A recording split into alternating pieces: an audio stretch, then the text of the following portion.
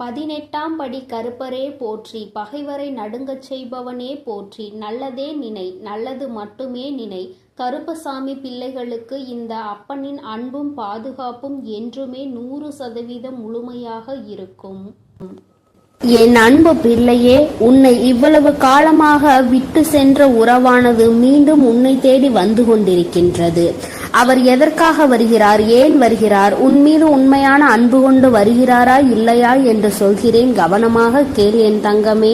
என் அன்பு பிள்ளையே, இன்று உன்னுடைய தாயானவள் உன் வாழ்க்கையை மீட்டெடுத்து உன் கைகளில் கொடுக்க வந்திருக்கின்றேன். என் தங்கமே, உன்னுடைய வாழ்க்கையானது உன்னை விட்டு பிரிந்து சென்று வெகு நாட்கள் ஆகிவிட்டது.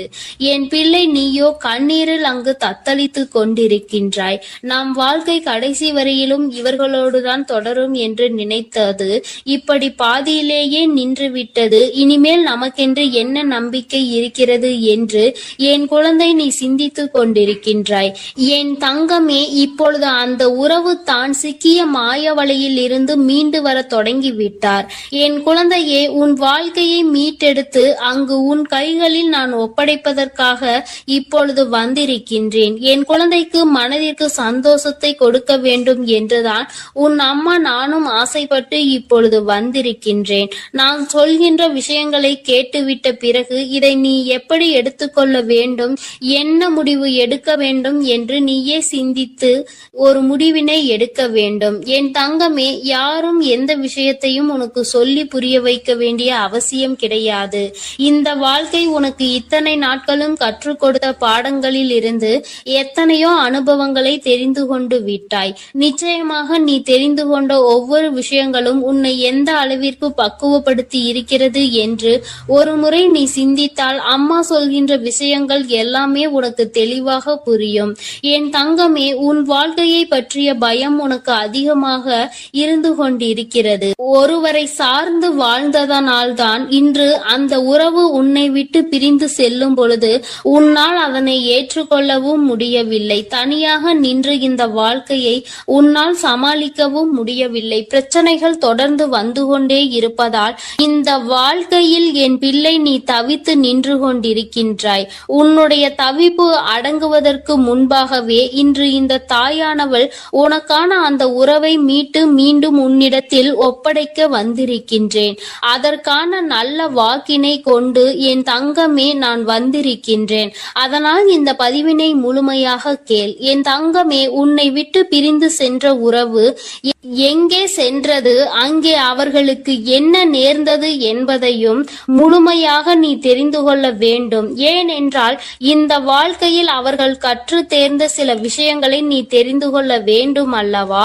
ஒரு உறவு உன்னை இந்த அளவிற்கு காயப்படுத்தி உன்னை தத்தளிக்க விட்டு சென்றிருக்கிறது என்றால் இதனால் என்ன பலன் கிடைத்தது, என்ன லாபத்திற்காக அல்லது எந்த மன நிம்மதிக்காக அவர்கள் விட்டு சென்றார்கள் என்பதனை நீ தெரிந்து கொள்ள வேண்டும் அல்லவா? என் தங்கமே, இந்த சூழ்நிலையில் நிச்சயமாக என் குழந்தை நீ அதை தெரிந்து கொண்டால் உன்னுடைய மனதிற்கு நிச்சயமாக மிகப்பெரிய தெளிவு கிடைக்கும்.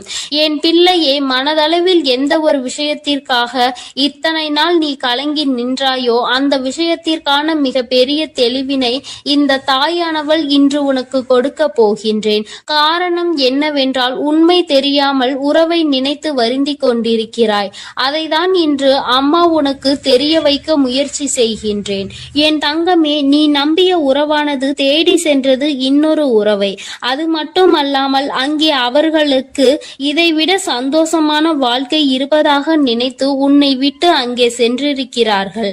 அவர்களுக்கு அங்கே என்ன பலன் கிடைத்தது என்று கேட்பாயானால் அங்கே முதலில் நல்ல ராஜ வாழ்க்கை தான் அவர்களுக்கு கிடைத்தது. அந்த ராஜ வாழ்க்கையை சந்தோஷமாக வாழ்ந்து கொண்டிருக்கின்ற நேரத்தில் தான் அவர்கள் வாழ்க்கையில் விழுந்தது மிக பெரிய பிரச்சனை. யாரை நாடி சென்றார்களோ, உன்னை விட்டு எப்படி இன்னொரு உறவை நாடி சென்றார்களோ அதுபோல அவர்கள் நாடி சென்ற உறவு உன் உறவை விட்டு வேறொரு உறவை தேட ஆரம்பித்து விட்டது. வாழ்க்கையில் ஏமாற்றம் என்றால் என்ன, அவமானங்கள் என்றால் என்னவென்பதை தெரிந்து கொள்ள வேண்டும் அல்லவா? மிகவும் எளிதாக ஒருவருக்கு துரோகத்தை செய்து விட்டேன், அதனினுடைய பலனை அடையாமல் விட்டால் எப்படி? அந்த பலனை தான் அவர்கள் அடைவதற்கு இன்று தயாராகி இருக்கின்றார்கள்.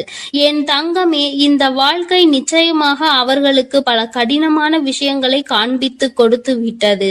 அவர்கள் செய்தது எத்தனை பெரிய தவறு என்பதை அவர்களுக்கு புரிய வைத்து விட்டது.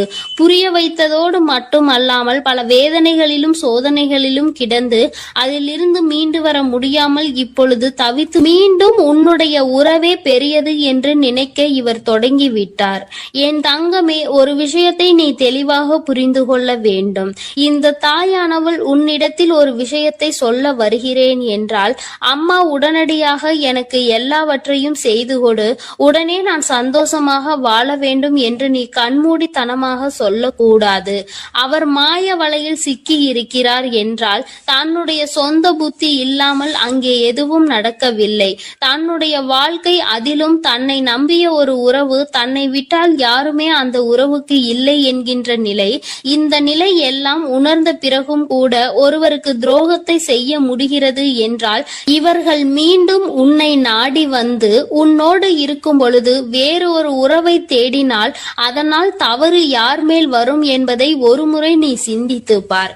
உண்மையான அன்பிற்கு துரோகத்தை செய்ய நினைத்தவர்கள் நாளை எந்த விஷயத்தையும் உனக்கு செய்ய துணிவார்கள் என்பதை நீ மறந்து விடாதே. இவர்கள் நினைப்பதை நடத்துவதற்கான இடத்தை நீ கொடுக்க கூடாது. ஒரு முறை ஒரு தவறு உன் வாழ்க்கையில் நடந்துவிட்டது. இதிலிருந்து மீண்டு வர முடியாமல் நீ தவித்து நின்று கொண்டிருக்கின்றாய்.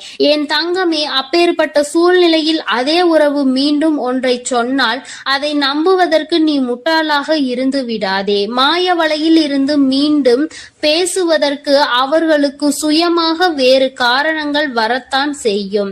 ஒருவர் வாழ்க்கையை கெடுத்து இன்னொருவருக்கு சந்தோஷத்தை கொடுக்க நினைக்கின்ற உறவுகள் தன்னுடைய சுயநலத்தை மட்டுமே முன்னெடுத்து வைக்கின்றார்கள். உறவுகள் ஒரு நாளும் வாழ்க்கையில் உனக்கு தேவை கிடையாது என்பதை முதலில் நீ புரிந்து கொள். என் தங்கமே, நீ ஒவ்வொரு நாளும் இதனால் அழுது அழுது எந்த அளவிற்கு என் தங்கமே இந்த தாயானவள் முன் நீ புலம்பிக் கொண்டிருந்தாய் என்பதை ஒரு நிமிடம் சிந்தித்து பார். எப்பொழுதுமே உனக்கு நல்லதை மட்டுமே எடுத்துச் சொல்வேன். என் குழந்தையின் வாழ்க்கைக்கு ஏற்ற விஷயமாக இருந்தால் அதை நான் உன்னை விட்டு ஒரு நாளும் விலக்கி வைத்திருக்க மாட்டேன். என் தங்கமே, எல்லாவற்றையும் தாண்டி உன்னை விட பெரிது என்று நினைத்து இன்னொன்றை தேடி சென்ற உறவு மீண்டும் உன்னிடம் திரும்பி வந்தாலும் என்றென்றைக்கும் நீ அதனை நாடி செல்லாதே. உண்மையான உன் மீது அன்பு கொண்ட உறவாக இருந்தால் அந்த உறவு ஒருபொழுதும் இன்னொருவரை தேடி செல்லாது. என் தங்கமே, இது பொய்யான உறவு என்பதை நீ புரிந்து கொள்ள வேண்டும். அதனால் என் பிள்ளையே, எதுவானாலும் சிந்தித்து முடிவெடு. மீண்டும் ஒரு ஏமாற்றத்தை ஒருவேளை கொடுத்தால் அதை உன்னால் தாங்கிக் கொள்ள முடியும் என்று நீ நம்பினால் மட்டுமே இந்த வாழ்க்கையை நீ தேர்ந்தெடுக்கலாம். இல்லை, எனக்கு வேண்டாம், என்னால் முடியாது என்று நீ சொல்வாயானால் நிச்சயமாக நீ தப்பித்துக் கொள்ள வேண்டும் என்றுதான் அம்மா சொல்கின்றேன். என் குழந்தையே, வாழ்க்கையில் உண்மையான அன்பினை கொடுக்க எத்தனையோ பேர் இருக்கிறார்கள். பொய்யான அன்பிற்காக உன்னுடைய வாழ்க்கையை நீ தொலைத்துவிடக் கூடாது என்றுதான் அம்மா சொல்கின்றேன். என் குழந்தையின் மனதில் இருக்கின்ற இந்த எண்ணங்களை அம்மா நான் நிச்சயமாக புரிந்து கொண்டதன் பலனாக தான் உன்னிடத்தில் சொல்கிறேன். வேண்டாம் என்று முடிவெடுத்து விட்டால் என்னிடம் வா, அம்மா உனக்கான ஆறுதலை கொடுக்கிறேன். வேண்டும் என்று முடிவெடுத்தால் அந்த வாழ்க்கை உன்னுடைய பொறுப்பு. இனி உன் வாழ்க்கையை நீதான் பார்த்து கொள்ள வேண்டும். அதில் மட்டும் நீ கவனமாக இருந்து விட்டால் போதும். அம்மா உன்னை எப்பொழுதுமே கைவிட மாட்டேன் என்பதை மட்டும் நீ தெளிவாக புரிந்து கொண்டால் போதும். என் அன்பு பிள்ளையே, உன்னை விட்டு சென்ற உறவு மீண்டும் உன்னை தேடி வருகிறது. அதற்கான காரணம் என்னவென்று முழுவதுமாக கேட்டு தெரிந்து கொண்டு அம்மா சொல்லும் முடிவை உடனே எடு. ஏனென்றால் என் அன்பு குழந்தை இப்பொழுது மிகவும் கோபத்தில் இருக்கிறது. தன்னுடைய செயல்கள் பிடிக்காமல் மனமுடைந்து போய் இருக்கிறது. உன்னை விட்டு சென்ற உறவு நிரந்தரமாக இல்லாமல் போகட்டும். இனி எனக்கு அவர்கள் வேண்டாம் என்று அவர்களை வெறுத்து என் அன்பு குழந்தையானது இப்பொழுது மனதை கல்லாக்கி கொண்டு உட்கார்ந்திருக்கிறது. ஆரம்ப கட்டத்தில் அந்த உறவின் மீது உயிராய் இருந்தாய். இப்பொழுது அவர்கள் செய்த சிறு தவறுக்காக அவர்கள் வாழ்க்கையிலே நிரந்தரமாக வேண்டாம். என்னுடைய விஷயங்கள் அனைத்தையும் அவர் தவறாக புரிந்து கொண்டார், தவறாக செயல்பட்டார், என் வாழ்க்கையில் துரோகத்தை விளைத்தார்கள். இனிமேல் அவர்களுக்கு என் வாழ்க்கையில் இடமே இல்லை என்று அந்த நபரை என் அன்பு குழந்தை வெறுத்து விட்டது. ஆனால் அந்த தவறு அவர்கள் செய்தார்கள், நானும் அதை ஒப்புக்கொள்கிறேன். ஆனால் என் அன்பு பிள்ளையே, நீ மனதுருகி அழுதாய் அல்லவா? அதனுடைய கர்மா இப்பொழுது அவர்களை வாட்டி வதைத்து கொண்டிருக்கிறது. அவர்கள் வாழ்க்கையில் நரக வேதனையை அனுபவித்தார்கள். ஏனென்றால் என் அன்பு குழந்தை உண்மையாக இருந்தது, அவர்களையே முழுமையாக நம்பி இருந்தது. ஆனால் அவர்கள் துரோகம் செய்து ஏமாற்றி விட்டார்கள். ஒரு உண்மையான உறவை அலட்சியம் செய்தது உண்மைதான் என் அன்பு குழந்தையே. ஆனால் அவர்கள் பட்ட துன்பம் இருக்கிறதே, அது நரக வேதனை. தினம் தினம் உனக்கு செய்த துரோகத்திற்காக கர்ம வினை அவர்கள் வாழ்க்கை முழுவதுமே நடந்து கொண்டிருக்கிறது. சில காலத்திலே நல்லது எது, கெட்டது எது, நல்ல உறவு எது, பொய்யான உறவு எது என்று உன் உறவானது புரிந்து கொண்டது. உன் தாயானவள் அதை தெரியப்படுத்தி விட்டேன். ஆனால் சில நேரங்களில் என் அன்பு குழந்தையை, உறவை இழந்து விட்டோம், நம் வாழ்க்கையில் மறுமுறை அந்த உறவு கிடைக்காதா என்று சில நேரங்களில் நீ சிந்திக்கிறாய். ஆனால் சில நேரங்களில் எனக்கு துரோகம் செய்த உறவு மறுமுறை எனக்கு எப்படி துரோகம் செய்யாமல் இருக்கும், அதனுடைய குணத்தை எப்படி மாற்ற முடியும், அதனுடைய செயல்களையும் எண்ணத்தையும் எப்படி மாற்ற முடியும் என்று சந்தேகமும் ஏற்படுகிறது. அதனால் அவர்கள் நிரந்தரமாக நம் வாழ்க்கையில் வேண்டாம் என்று என்னுடைய தங்க பிள்ளையானது முடிவெடுத்திருக்கிறது. ஆனால் இந்த முடிவை நீ கொஞ்சம் மாற்றிக்கொள்ள வேண்டும். ஏனென்றால் தவறு செய்தவர்கள் நம்மை தேடி மன்னிப்பு கேட்க வரும் பொழுது அவர்களை மன்னிக்கலாம், தவறல்ல. என்ன ஒன்று என் அன்பு பிள்ளையே, மன்னிப்பு கேட்டார் போல கேட்டு உன் வாழ்க்கையில் சில கஷ்டத்தையும் கண்ணீரையும் ஏற்படுத்துவதற்கு சில நபர்கள் இருக்கிறார்கள். ஆனால் உன் உறவானது மறுமுறை தவறு செய்யாத அளவிற்கு தக்க பாடத்தை உன் அன்னை கொடுத்திருக்கிறேன். அதனால்தான் ஒரு முறை செய்த தவறுக்காக அவர்கள் அனைத்தையும் திருத்திக் கொண்டு உன் காலடியில் விழுந்து மன்னிப்பு கேட்க உன்னை தேடி அந்த நபரானவர் வரப்போகிறார். இப்பொழுது நீ சரியான முடிவு எடுக்க வேண்டும். அதனால்தான் உன் அன்னை அவர் வருவதற்கு முன்னே உன்னிடம் இதை பற்றி தெரிவிக்க வந்திருக்கிறேன். இப்போது நீ உன் முடிவுகளை எடுக்க வேண்டும். ஒரு முறை அந்த நபரை மன்னித்து விடு. ஏனென்றால் தவறு செய்வது மனிதனுடைய இயல்புதான். ஆனால் தாயும் பிள்ளையாய் இருந்துவிட்டு வைராகியம் என்பதை நீ உன் மனதில் வைத்து கொண்டிருந்தால் அங்கு வெறுப்பு அதிகமாக உன் வாழ்க்கையில் வந்துவிடும். இவர் நல்லவரா கெட்டவரா என்று தெரியவில்லை, எவரை பார்த்தாலும் கோபப்படுகிறாய். அந்த கோபத்தால் நல்ல விஷயங்களை கூட சில நேரங்களில் இழந்து விடுகிறாய். என் அன்பு பிள்ளையே, புரிந்து கொள். ஒரு சில நபர் உனக்கு துரோகம் செய்கிறார்கள், ஏமாற்றுகிறார்கள் என்றால் அனைத்து நபருமே ஏமாற்றக்கூடிய நபர் கிடையாது என்பதை நீ புரிந்து கொள்ள வேண்டும், தெரிந்து கொள்ள வேண்டும். உன் மனம் உடைந்தது உண்மைதான்.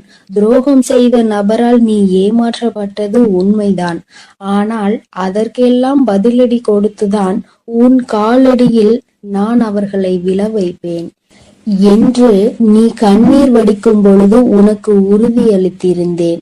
மறுமுறை நீ என்னை சந்தேகப்படுகிறாய். அவர்கள் முழுமையாக திருந்தினால்தான் உன் காலடியில் வந்து விழுவார்கள் என்பதை நீ மறந்து விட்டாயா?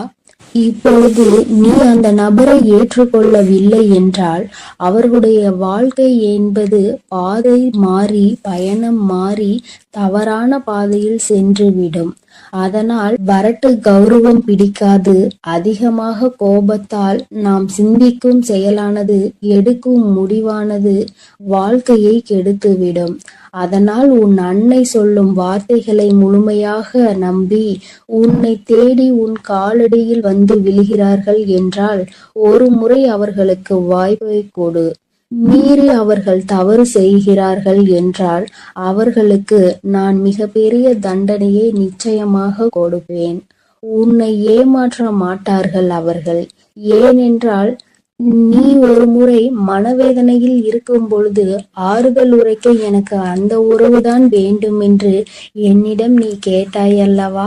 என் அன்பு பிள்ளையே, உன்னுடைய ஆசையை நிறைவேற்றுவதற்காகத்தான் நான் உன் உறவை திருத்தி இப்பொழுது உன்னிடமே ஒப்படைக்கப் போகிறேன். இது உன் அன்னையின் கடமையும் கூட.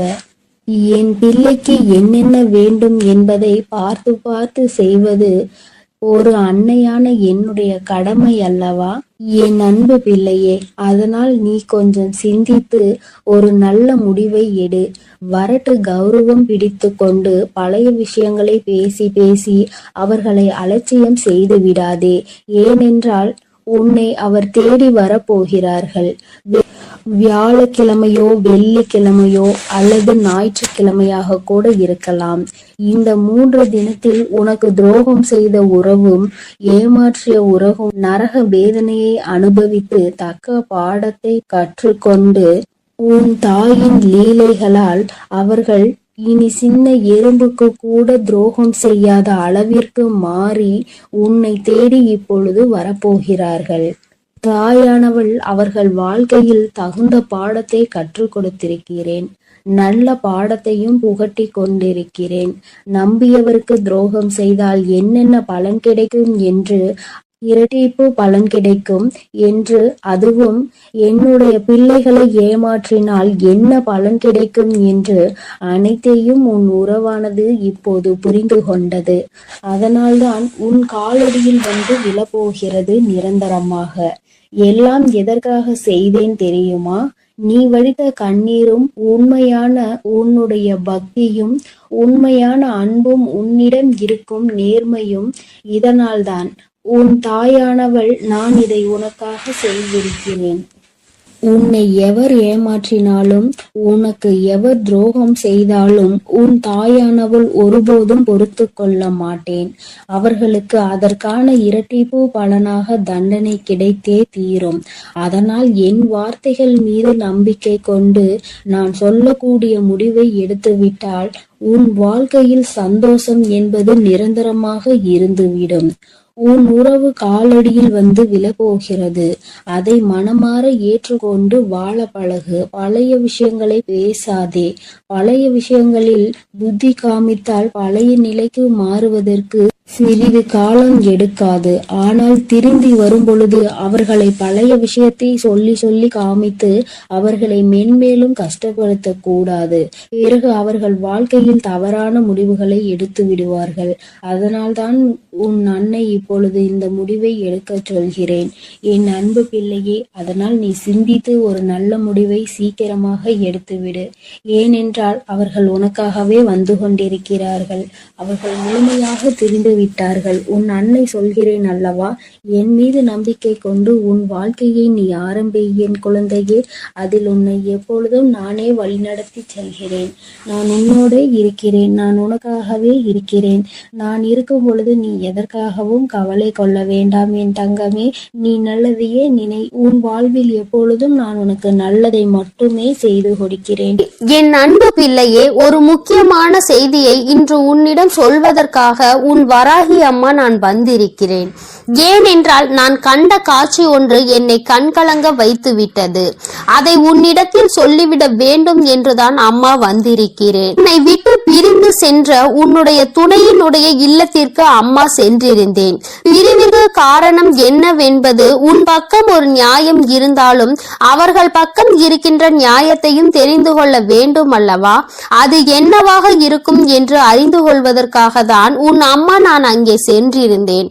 அங்கு நான் கண்ட காட்சி என்னவென்பதையும் குழந்தையே நீயும் தெரிந்து கொள்ள வேண்டும் அல்லவா? அம்மா உன்னிடத்தில் அதனை சொல்லியே தீர வேண்டும் என்று வந்திருக்கிறேன். சொல்கிறேன். நான் சொல்கின்ற விஷயங்கள் உனக்கு நிச்சயமாக மன கஷ்டத்தை தான் கொடுக்க போகிறது. ஆனால் அதற்கான தீர்வும் இதில் முடிவில் உனக்கு கிடைக்க போகிறது. அதற்கு காரணம் என்ன தெரியுமா? நீ குழம்பிக் கொண்டிருக்கின்ற இந்த விஷயம் உனக்கு முதலில் தெளிவான பதிலை கொடுக்கும். அதன் பிறகு நல்லதொரு முடிவை கொடுக்கும். என் குழந்தையே, வாழ்க்கை துணை என்று அம்மா சொல்வது உனக்கு திருமணம் முடிந்த வாழ்க்கை துணையாகவோ அல்லது இப்பொழுது உன்னோடு பழகி கொண்டிருக்கிற உன்னுடைய எதிர்காலத்தில் உனக்கு துணையாக வரப்போகின்றவர் என்று நினைத்து கொண்டிருப்பவர் யாரோ ஒருவர். என் குழந்தையை யாராக இருந்தாலும் சரி, அவர்களினுடைய மனநிலையில் உன்னை பிரிந்து சென்ற பிறகு என்னவாக இருக்கிறது, எதற்காக உன்னை விட்டு பிரிந்து சென்றார்கள், அவர்களின் இல்லத்தில் நான் கண்ட காட்சி என்னவென்பதை அம்மா உனக்கு இப்பொழுது விரிவாக சொல்கிறேன். என் குழந்தையே, ஒரு முறை உன்னுடைய மனதினை ஒருநிலைப்படுத்தி இந்த வராகியை அன்போடு நினைத்துக்கொள். எந்த விதமான கலக்கமும் உனக்கு தேவையில்லை. எல்லாவற்றிற்கும் உன் தாயானவள் நான் இருக்கிறேன் என்பதை நீ புரிந்து கொண்டால் போதும். என் தங்கமே, நானும் உன் துணையினுடைய மனதில் என்ன இருக்கிறது என்று தெரிந்து கொள்ள சென்றேன். அங்கே உன்னுடைய துணை என் மனதை தவிர மற்றவர்களின் மனதில் என்ன இருக்கிறது என்பதை அறிந்து கொண்டு உன் அம்மா இப்பொழுது வந்திருக்கிறேன். என் தங்கமே, யார் யார் என்ன நினைக்கிறார்கள் என்பதை முதலில் சொல்கிறேன். அதன் பிறகு ஏன் உன் துணை இப்படி ஒரு முடிவை எடுத்தது என்பதை நீ புரிந்து கொள்வாய். என் தங்கமே, உன்னுடைய துணையின் இல்லத்தில் இருக்கின்றவர்கள் உனக்கு எதிராக இருக்கிறார்கள். அவர்களின் மனதில் உன்னை பற்றிய தவறான எண்ணங்கள் இருக்கிறது. அதற்கு காரணம் நீ பேசிய சில வார்த்தைகள். நீ பேசியது நியாயமாகவே இருந்தாலும், உன் பக்கம் நியாயம் இருந்தாலும் அது அவர்கள் பக்கம் தவறாக தான் தெரிகின்றது. ஏனென்றால் எல்லோருமே தான் நினைப்பதுதான் சரி என்று நினைக்கிறார்கள் அல்லவா? அவர்களினுடைய எண்ணங்களும் அப்படிதான் இருந்து கொண்டிருக்கிறது. என் தங்கமே, அது மட்டும் அல்ல, அவர்களுக்குள் ஏற்பட்ட அந்த எதிர்மறையான எண்ணத்தை உன்னுடைய துணையின் மனதில் விதைத்து கொண்டிருக்கிறார்கள். அதிகமாக உன்னுடைய துணையின் மனதில் தேவையில்லாத விஷயங்களை கலந்து கொண்டிருக்கிறார்கள். உன்னுடைய துணையோ தவறாக உன்னை பற்றி நினைப்பதற்கு என்னென்ன வழிகள் இருக்கிறதோ அத்தனை வழிகளையும் அவர்கள் கொடுக்கும் பொழுது இவரும் அப்படி இல்லை என்று சொல்லாமல் அந்த விஷயத்தை காது கொடுத்து கேட்டுக்கொண்டிருக்கின்றார். என் தங்கமே, உன்னுடைய வாழ்க்கையில் இது போன்ற ஒரு விஷயம் நடக்கிறது என்னும் பொழுது என் குழந்தை அதை உன்னால் ஏற்றுக்கொள்ள முடியாது என்பது நான் நன்கு அறிந்த விஷயம்தான். ஆனால் இவையெல்லாம் நடக்கும் பொழுது உன்னுடைய துணை அமைதி காத்ததற்கு என்ன காரணம் என்பதையும் தெரிந்து கொள்ள வேண்டும் அல்லவா? எத்தனைதான் நீ அவருக்கு உயிராக இருந்தாலும் அவர்களினுடைய குடும்பம் என்று வரும்பொழுது அங்கே அவர்களினுடைய மனது சிறிதும் தடுமாற்றம் அடையத்தான் செய்கிறது.